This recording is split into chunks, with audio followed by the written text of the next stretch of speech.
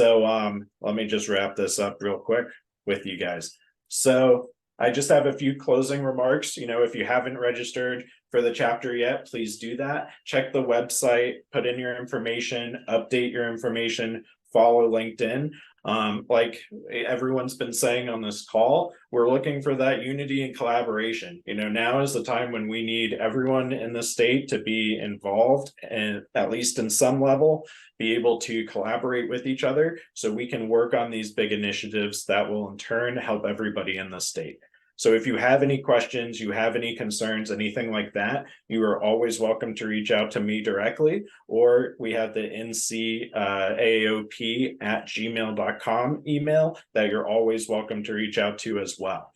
So now I'm going to go back in and we can open up the floor for any questions, any further updates. If anyone has any constructive, actionable items they want to see from the chapter, this time is for everybody on here to kind of figure out what they would like out of the chapter and how they would like to discuss some things. I think Dana has a hand up already, so we'll start.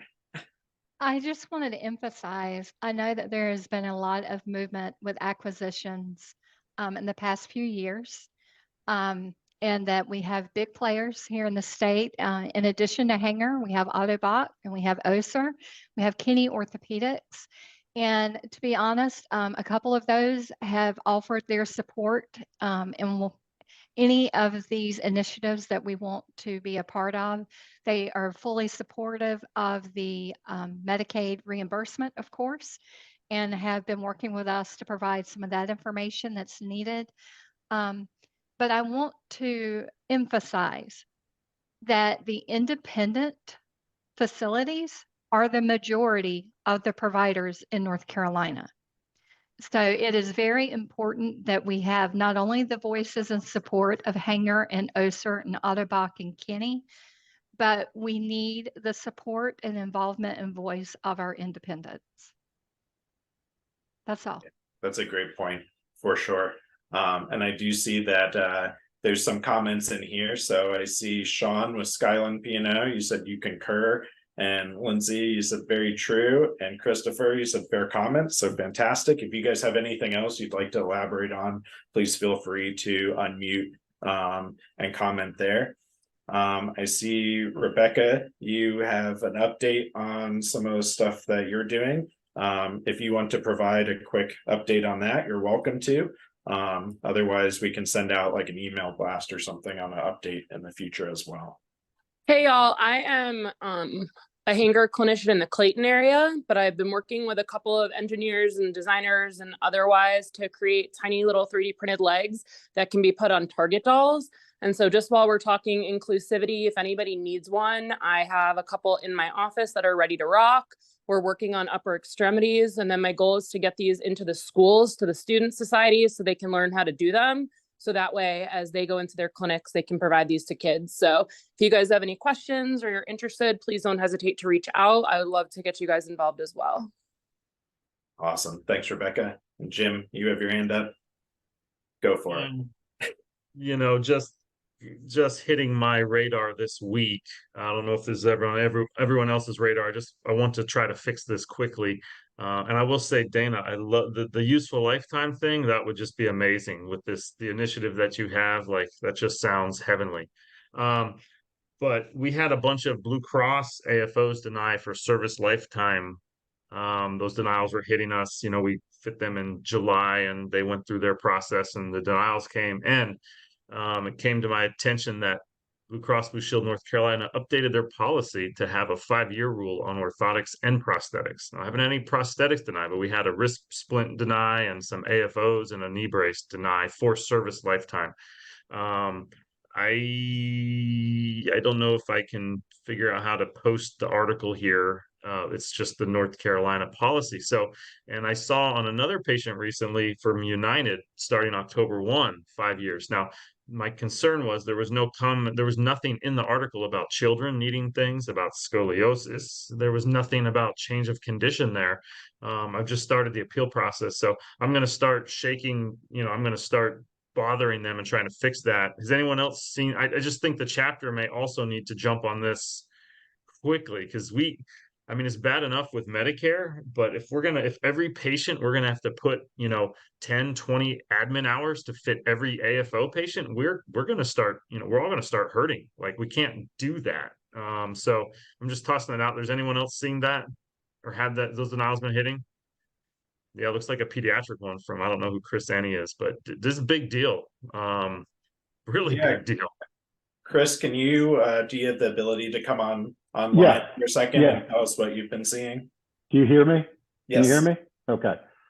Yeah, I've had two recently, and coincidentally, without getting too much, one of them is one of the patient's parents is a podiatrist.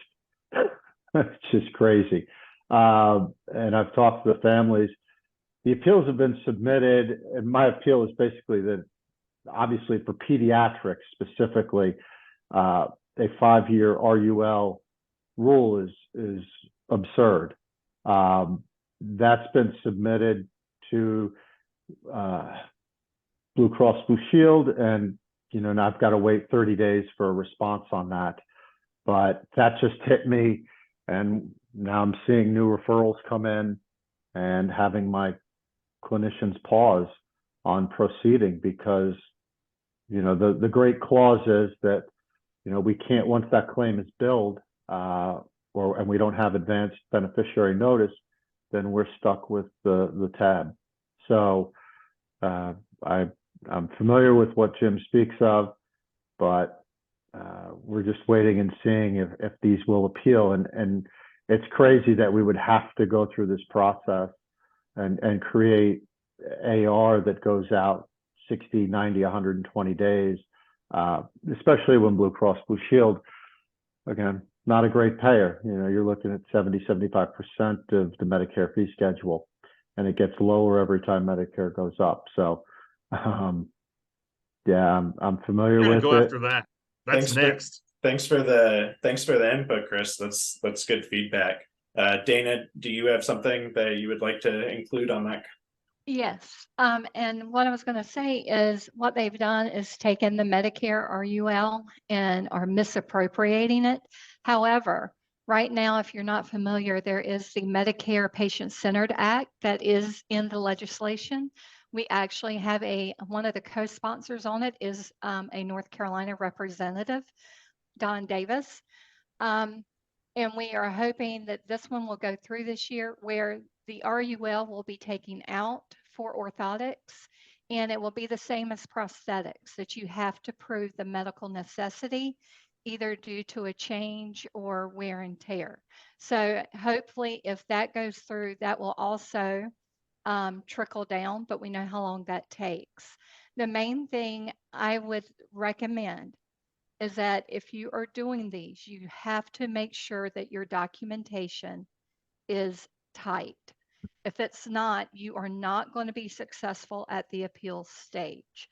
So just make sure that you do have all your documentation in order from the very beginning. And you mentioned ABNs. I just wanted to remind everyone that an ABN is only a Medicare document. That if it's any payer other than Medicare, I know that there are ABNs, non-Medicare ABNs in OP. However, they are not legitimate for anyone that is not Medicare. Each payer has their own form that you would have to get signed.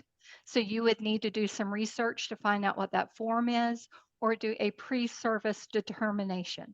So that's just a little bit of free advice to you guys that are facing this to try to help you be a little more successful going forward. And if you need those resources as a clinician or as a practice owner,